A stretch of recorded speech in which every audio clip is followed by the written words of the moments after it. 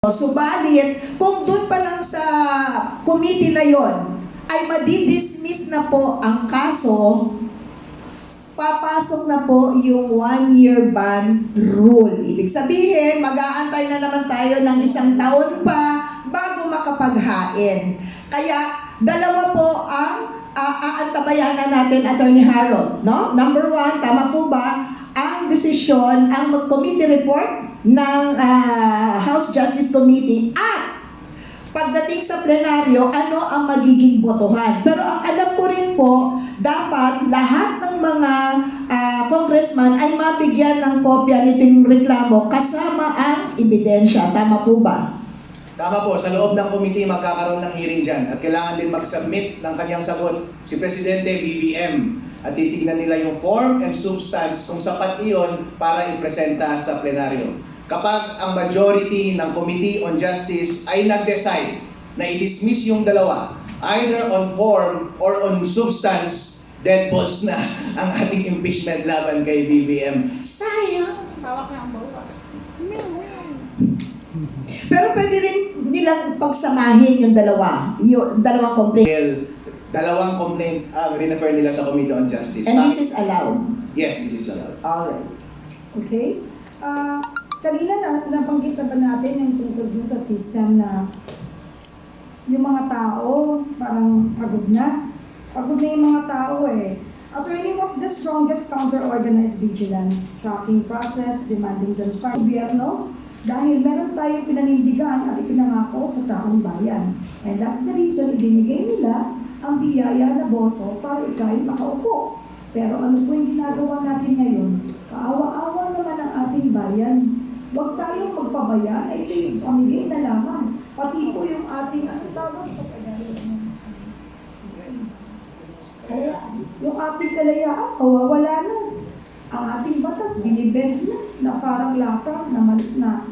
Dito, sasabihin ko na, taas na namin pinagmamalaki. Lahat ng gagawin na makikita niyo dito, sikat. Pero, walang bayad dyan ha. Walang bayad dyan. Basta kami dito, kape at pandesal, overflowing. Pero alam mo, sabi ko nga, attorney, wala akong binabayaran dito. Baka may maningil sa inyo, paglabas mo sa akin. Pero wala talaga. At ibibigay ko ulit ang floor kay Attorney Yvette, ang ating moderator. Alam kong marami pang nasa bulsa niyang katanungan. Marami. We will take advantage of yung presence po ni Attorney Harold. Dahil bihira po to. Alam niyo, yes, without thinking, sumagot ka agad siya na pupunta siya. Because this time, ito mga small sinasabi nila, mga low, hindi naman ganun kasikat. Lahat ng taong gustong malaman ang katotohanan, pupunta at pupunta sa lahat ng may makikita silang naninindigang tao. Katulad ni Attorney Harold. Dati napapanood ko lang siya eh. Ang kinakalaban niya parang Comelec. Talagang, I really admire him. At talagang, nire-respeto ko talaga. Sabi ko, kailan ko kaya ito makikita? Kaya nung nag-text ako sa kanya, nakikita ko siya, akala ko nagwawala lang siyang gano'n. Pinakinggan ko mabuti, ba may laman? Tapos abogado pala. Akala ko siya yung lagi pumupunta sa entablado para sa rally. Pero you need to listen, word for word, because may laman po lahat ang sinasabi ng attorney speech. Sa PDP laban, hindi naman namin minamaliit ang pangkalatan. Pero una namin talagang nire-request na makadaupang palad, yung may laman na maglalatag sa taong bayan ng katotohanan. Di ba? Sa pabungad pa lang ng pagpapaliwanag ni Attorney Harold, sinabi niya, ang impeachment po ay isang political exercise. Politika po ito. Kaya nga po sa mga nakikinig ngayon, importante po talaga ang boses ninyo pagdating sa botohan, pagdating ng eleksyon, kung sino ang inyong iluluklok. Dahil yun lang ang isa sa inyong pamamaraan para madinig ang inyong boses. Ngayon, kung yung mga niluklok ninyo, hindi naman pala dinidinig ang inyong boses, mag-isip-isip na po tayo sa susunod na eleksyon. Kaya nga po, maganda, okay lang na hindi na i-file yung third impeachment complaint. Nakadisenyo na ho yan sa plano ng Panginoon. Bakit? Kasi dito ho sa mga nag-file, makikita po ninyo doon sa mga kanilang nire-represent ng boses ang ating taong bayan pagkatapos nitong impeachment. Attorney Yvette, are you suggesting a people power revolution? Hmm? Hindi naman po. Ang iniisip ko po ay ang darating na 2028. Democratic process pa rin. Democratic process pa rin po tayo, sir. Paano yan yung mga nag-iinit na nating mga kababayan katulad ko? Na, Na gusto namin ng pagbabago ngayon pa lang. Gusto nyo bang matanggal si BBM ngayon pa lang? Yes! Gusto nyo bang matigil ang korupsyon ngayong araw pa lang na ito? Yes! Sayang impeachment. Sana yun, hindi ba? Yun lamang ang tanging paraan na ibinigay ng ating konstitusyon para sa atin na maayos, intra-constitutional. Pero ipinagkait pa nila sa atin. Pinipilit ba nila tayo na mag-avail of extra-constitutional process? Gusto ba nilang mag-take up arms tayo? O diskarte yan ng mga makakaliwa? Or gusto nila people power revolution? Yeah, pare!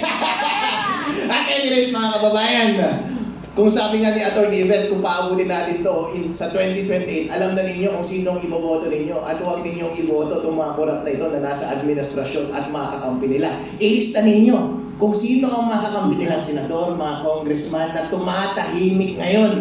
Sabi nga ni Miss Penny, mga pipi itong mga ito. Mga pipi, bingi, sa Ingles, dumb. Sabi ko nga, hindi lang pipi, mga pepe.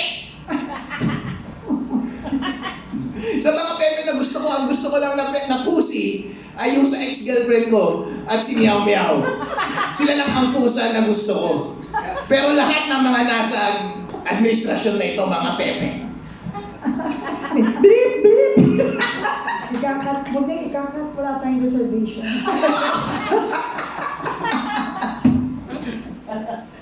Anyway, so, yan ho, sana ho malinaw po, no, na maraming proseso po na pinagkaloob sa atin ng ating saligang batas para ho mapanagot natin ang ating mga opisyales at para rin ho magkaroon ng tamang proseso. Hindi lamang po sa pamamagitan ng impeachment, kung hindi sa pamamagitan ng ating boto tuwing eleksyon, no? Sana po maging maliwanag po at mas maging mapagmasid tayo kung ano ho ang ating mga karapatan na nakapaloob sa batas. Ngayon, gusto ko sana tanongin yung mga bloggers natin na nandito ngayon. Baka meron o kayong mga katanungan. Bakit naman po hindi isang mabilis na pagsagot si Atty. Harold ho? Tatlong tanong para sa mga vloggers. Pwedeng magtanong ng Huwag sa akin, iba sa hindi itong topic na ito. Ay, Pwede. Pero dito pa rin sa na ito. Kasi meron na naman panibagong kaguluhan sa Senado, ang tatapang ng mga senador natin. Hinahabol yung China, sir. Anong posisyon mo dyan sa mga senador natin? sir, punta po kayo sa mic para marinig sa live. Gusto pong marinig sa... Sir, good morning at salamat at bibong